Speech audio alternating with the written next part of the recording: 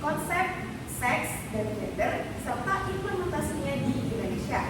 Dimulai dari saya sebagai moderator, saya Winda Puspitasari dan rekan saya.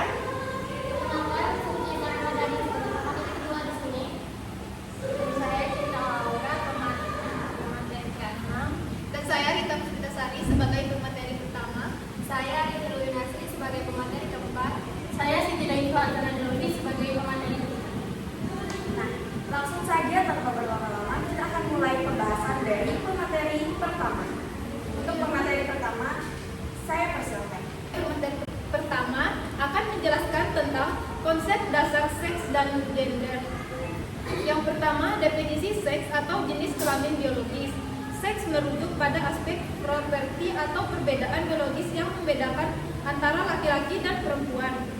Seks merupakan pemberian Tuhan yang bersifat kodrat, permanen atau alamiah, dan tidak dapat dirubah sejak individu tersebut lahir. Contohnya itu memiliki alat reproduksi laki-laki atau perempuan serta pertemuan sel, telur, dan sperma sebagai kebutuhan biologis. Yang kedua yaitu definisi gender atau konstruksi sosial dan budaya. Berbeda dengan seks, gender adalah istilah budaya yang merujuk pada konstruksi sosial dan budaya masyarakat mengenai karakteristik, peran, identitas, dan representasi diri seorang individu. Gender tidak dibawa sejak lahir, melainkan dibentuk dan dikembangkan melalui proses interaksi sosial dan sosialisasi. Contohnya yaitu sifat maskulin atau tegas, mandiri, berani atau feminin, atau lemah lembut, peka secara emosional, serta penggunaan kata ganti. Yang ketiga, karakteristik seks dan gender. Karakteristik seks bersifat alami atau alamiah, biologis, berlaku universal, kaku dan tetap sama dengan waktu serta budaya. Karakteristik gender contohnya yaitu pelabelan sifat maskulin untuk laki-laki dan feminim untuk perempuan. Baik, selanjutnya akan dilanjutkan oleh pemateri kedua.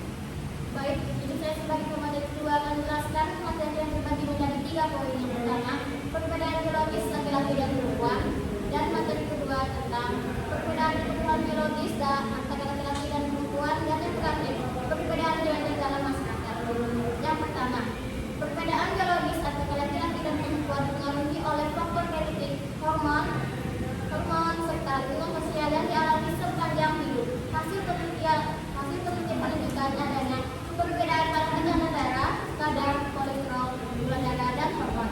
Selain itu, faktor sosial seperti pola hidup dan lingkungan juga dapat memperkuat atau mengurangi perbedaan biologis.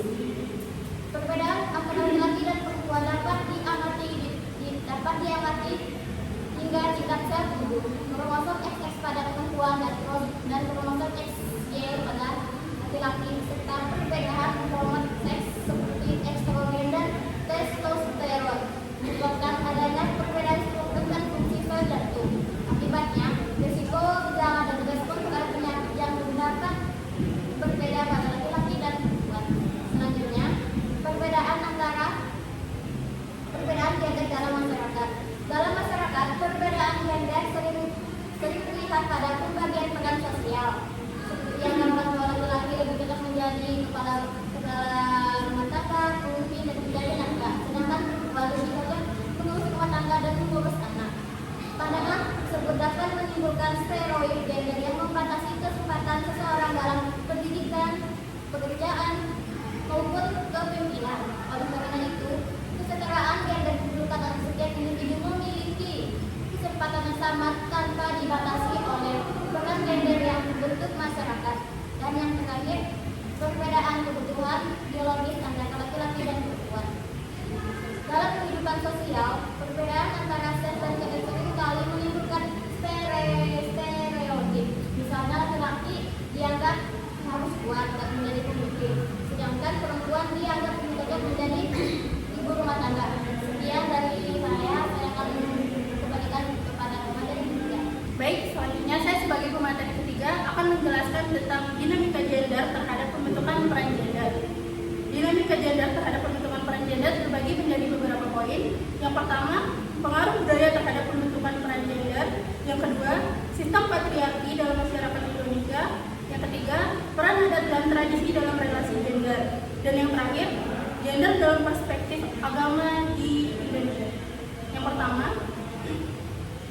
Peran gender di Indonesia dibentuk oleh budaya dan proses sosialisasi dalam keluarga, pendidikan, serta lingkungan masyarakat.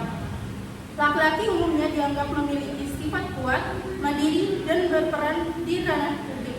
Sedangkan perempuan diasosiasikan dengan sifat lembut, penurut, dan bertanggung jawab pada urusan domestik. Pandangan ini kemudian memengaruhi pembagian tugas dan posisi sosial laki-laki maupun perempuan.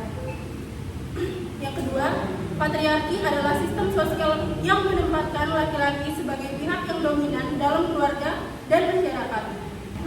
Sistem ini masih memengaruhi berbagai bidang kehidupan di Indonesia, seperti pendidikan, ekonomi, politik, dan hukum. Akibatnya, perempuan sering mengalami diskriminasi, keterbatasan akses, serta posisi yang lebih rendah dibandingkan laki-laki. Kemudian, selanjutnya, peran adat dan tradisi dalam relasi gender. Adat dan tradisi berperan besar dalam menentukan hubungan gender di berbagai daerah. Pada masyarakat Hubula Suku Dani di Papua, perempuan bertugas mengurus rumah tangga, kebun, dan anak, sedangkan laki-laki menangani urusan adat dan publik. Sebaliknya, masyarakat Minangkabau mengenal sistem matrilineal yang memberikan posisi penting kepada perempuan dalam garis keturunan dan pewarisan. Dan yang terakhir, gender dalam perspektif agama di Indonesia. Pemahaman agama sering dipengaruhi oleh budaya patriarki. Akibatnya, perempuan kerap diposisikan sebagai pendamping dan pelayan laki-laki. Namun, pada dasarnya agama mengajarkan nilai keadilan dan kesetaraan, sehingga diperlukan pemahaman agama yang lebih berspektif gender agar hubungan laki-laki dan perempuan lebih setara. Kemudian dilanjutkan oleh pemateri keempat. Baik, di sini saya sebagai pemateri keempat akan membahas tentang implementasi perspektif gender di Indonesia. Implementasi perspektif gender di Indonesia dibagi dalam beberapa poin. Poin pertama yaitu kesetaraan gender dalam sistem pendidikan di Indonesia. Poin kedua, kesetaraan gender dalam bidang ekonomi dan ketenagakerjaan. Poin ketiga, kesetaraan gender dalam bidang hukum dan kebijakan publik. Kesetaraan gender dalam sistem pendidikan di Indonesia merupakan hal yang sangat krusial demi mewujudkan pembangunan yang adil dan berkelanjutan. Secara regulasi, pemerintah Indonesia sebenarnya telah memiliki komitmen kuat yang tertuang dalam berbagai payung hukum. Implementasi di lapangan masih timpang, terutama pada rendahnya partisipasi perempuan di jenjang pendidikan tinggi. Faktor penyebabnya itu ialah dipicu oleh kuatnya budaya patriarki dan norma sosial yang membatasi peran perempuan pada sektor domestik. Kesetaraan gender dalam bidang ekonomi dan ketenagakerjaan ini merujuk pada jaminan hak dan kesempatan yang sama bagi laki-laki dan perempuan untuk berpartisipasi dalam aktivitas ekonomi. Hal ini mencakup akses yang adil terhadap lapangan kerja, perlindungan hukum di tempat kerja, serta penghapusan kesenjangan upah berbasis jenis kelamin. Regulasi ketenagakerjaan seperti UU Nomor 13 Tahun 2003 berfungsi menjamin perlindungan tenaga kerja perempuan dan melarang segala bentuk diskriminasi di lingkungan kerja. Upaya ini bertujuan untuk memastikan bahwa suara dan kepentingan perempuan terintegrasi secara utuh dalam perumusan kebijakan publik. Pemanfaatan instrumen hukum dan perumusan kebijakan yang adil untuk memberikan perlindungan serta hak yang setara bagi laki-laki dan perempuan. Hal ini mencakup jaminan perlindungan bagi korban diskriminasi, penghapusan kekerasan berbasis gender di ranah privat melalui regulasi seperti Undang-Undang Nomor 23 Tahun 2004, serta penyusunan program publik yang responsif gender.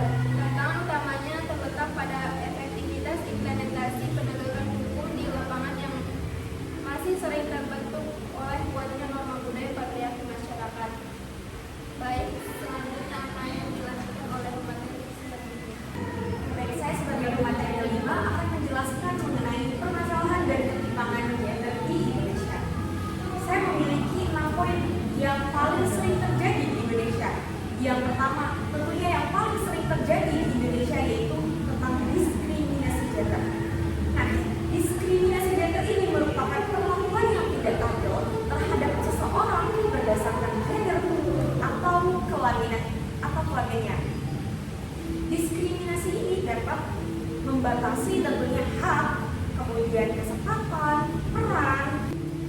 Nah, diskriminasi ini tentunya dapat membatasi hak, kesempatan, dan peran seseorang dalam lingkungan sosial, pendidikan, maupun pekerjaannya.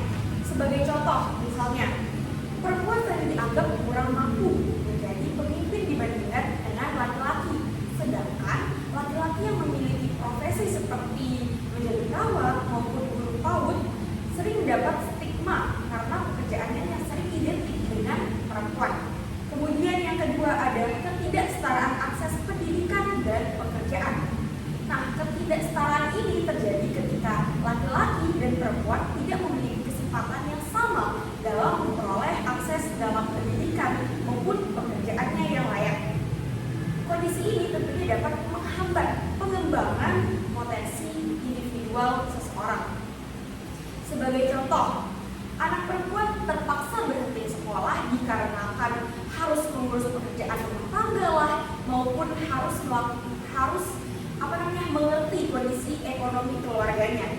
Kemudian di dunia kerja sendiri, perempuan juga sering sulit untuk mendapatkan promosi jabatan dibandingkan dengan laki-laki. Kemudian yang ketiga, yaitu kekerasan berbasis gender. Yang dimana kekerasan berbasis gender ini merupakan tindak kekerasan yang sering terjadi karena adanya ketimpangan gender. Kekerasan ini dapat berupa fisik, kemudian verbal, maupun psikologis. Sebagai contohnya, yang paling sering kita dengar mungkin yaitu kasus KDRT atau kekerasan dalam rumah tangga. Kemudian ada pelecehan seksual yang terjadi pada perempuan baik di lingkungan kerja maupun ruang umum. Kemudian ada intimidasi terhadap perempuan karena dianggap melanggar norma tertentu. Kemudian yang keempat ada perkawinan anak. Nah, perkawinan anak ini sering dilakukan oleh individual yang belum berusia 18 tahun. Nah, praktik ini dapat berdampak negatif tentunya terhadap pendidikan, kesehatan, dan masa depan anak. Sebagai contohnya, seorang anak berusia 16 tahun dinikahkan karena alasan ekonomi keluarganya atau karena tekanan budaya yang menganggap pernikahan dini ini sebagai hal yang wajar. Kemudian yang kelima ada kesenjangan upah antara laki-laki dan perempuan. Nah, kesenjangan upah ini terjadi karena laki-laki dan perempuan menerima pendapatan yang berbeda meskipun memiliki pekerjaan, tanggung jawab, dan kualifikasi yang sama. Sebagai contohnya, seorang karyawan perempuan menerima gaji yang lebih rendah dibandingkan dengan rekan laki-lakinya yang memiliki jabatan dan beban yang sama dalam pekerjaan tersebut. Kemudian yang terakhir ada representasi perempuan dalam kepemimpinan dan politik. Nah, perempuan masih kurang terwakili dalam posisi kepemimpinan dan pengambilan keputusan, baik bidang politik maupun bidang organisasi. Sebagai contohnya, jumlah perempuan yang menjadi anggota legislatif, kepala daerah, atau direktur di perusahaan masih lebih sedikit dibandingkan dengan laki-laki. Sehingga apa? Sehingga suara dan kepentingan perempuan belum sepenuhnya terwakili. Nah, jadi dapat disimpulkan dari permasalahan yang saya sebutkan tadi bahwa di sini perempuan masih sangat memiliki keterbatasan dalam gender yang ada di Indonesia ini. Jadi dapat disimpulkan permasalahan gender di Indonesia ini masih terlihat dalam bentuk diskriminasi, ketidaksetaraan akses, pendidikan, dan pekerjaan. Kemudian kekerasan berbasis gender, perkawinan anak, kesenjangan upah serta rendahnya keterwakilan perempuan dalam kepemimpinan. Oleh karena itu, diperlukan upaya bersama untuk menciptakan kesetaraan gender dan memastikan setiap individu memiliki kesempatan yang sama untuk berkembang. Sekian dari saya, terima kasih. Baik, di sini saya pemateri ke-6 yaitu strategi dan upaya mewujudkan kesetaraan gender di Indonesia. Poin pertama yaitu kebijakan pemerintah. Penerapan pengaruh gender melindungi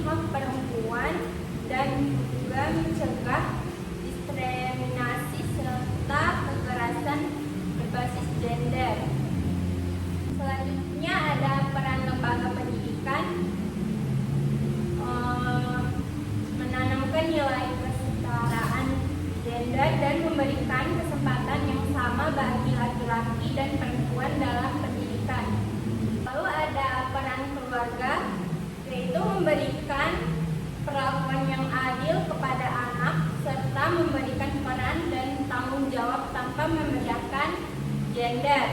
Lalu untuk mengajarkan konsep seks gender sejak dini dan menghilangkan tabu. Mungkin hanya itu yang dapat kami presentasikan. Sekarang kami akan membuka sesi tanya jawab. Mungkin dari teman-teman ada yang memiliki pertanyaan mengenai materi yang sudah kami bahas.